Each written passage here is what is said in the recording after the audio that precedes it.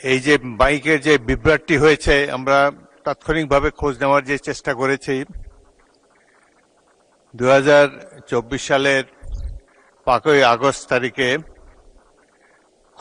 ক্ষিপ্ত জনতা জাতীয় সংসদে প্রবেশ করে অনেক আসবাবপত্র, বৈদ্যুতিক যন্ত্রপাতি ইত্যাদি তছনছ করেছে।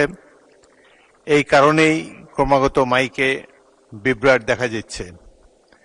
আরেকটি কারণ হলো, এই ফ্যাসিস্ট সরকারের আমলে 2022 সালে এই মাইক সিস্টেম, সংসদের অভ্যন্তরের মাইক সিস্টেমটি স্থাপিত করা হয়।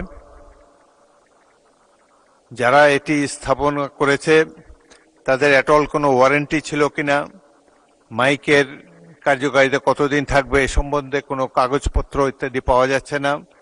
বোঝা যাচ্ছে যে অত্যন্ত হেলাফেলার সাথে এই বিশাল কাজটি সম্পন্ন করা হয়েছে।